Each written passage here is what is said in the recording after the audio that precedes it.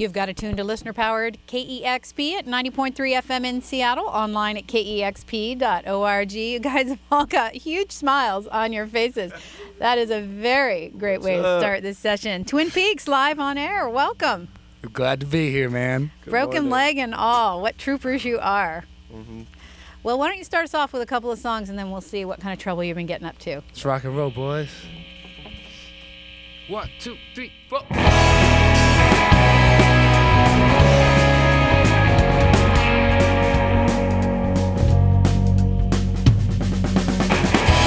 Heard the ringing on the telephone. Said inside a dream that we were on our own. Oh, I can't seem to understand the word came through from the other end, but I keep hanging on.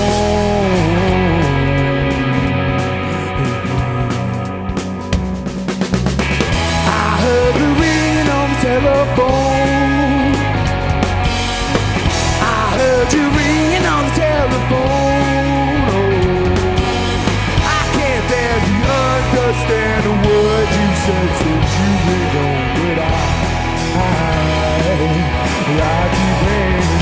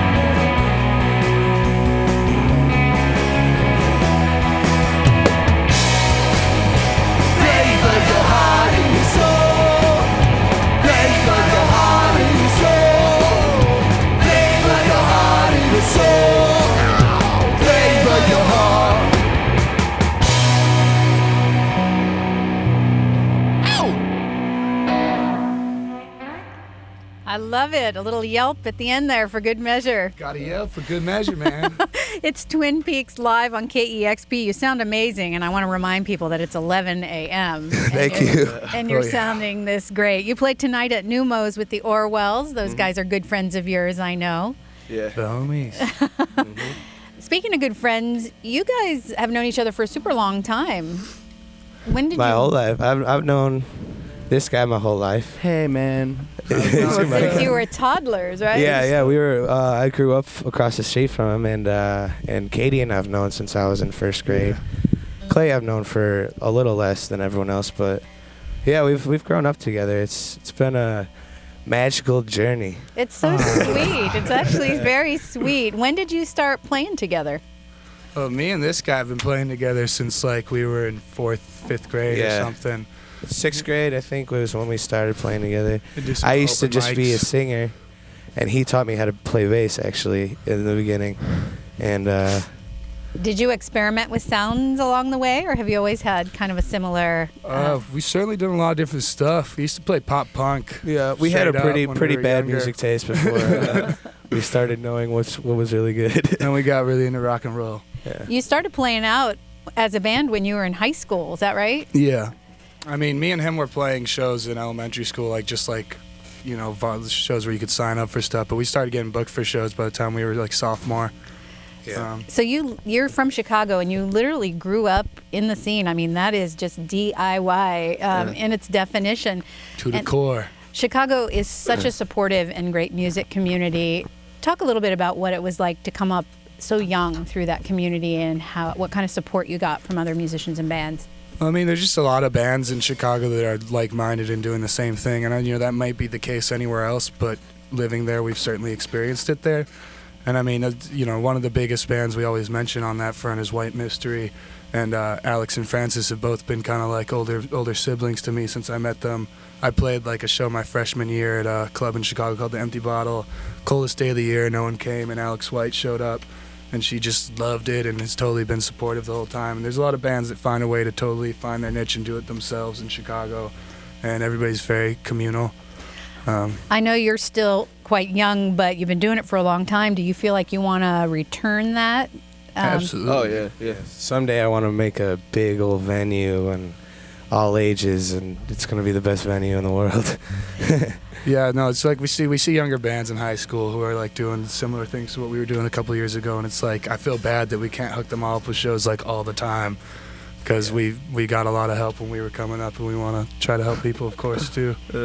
You were a few of you were living in Olympia for a while. Absolutely. Yeah, us three right here. This group of guys. We just came from there. We're staying with a friend out there. We still got buddies out there and stuff. You were going to Shouts to Evergreen, right? Yeah. I wanted to say, even though you live back in Chicago now, is that right? Yeah. Does it feel different coming here now? I mean, does it feel a little bit like home? Or? Feels like coming so home. good. It's Yeah. like home away from home. That's great. It's so Even for awesome. Clay, it's his like home it now here too. Well, you sound great, and it's so fun to finally have you live on the air. We've got Twin Peaks live in the KEXP studios tonight. They play at Numos with the Orwells, who will be recording a little later today. So we've got a lot of great music on KEXP in our studios today. And you have more songs? Yeah, we got more songs for you. And these are from Sunken, right? Yeah, we're going to play some old ones for you. All right, this is from the album that came out last summer. Let's rock and roll some more, boys.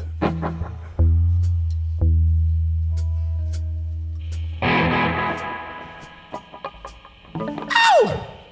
Yeah. Yeah.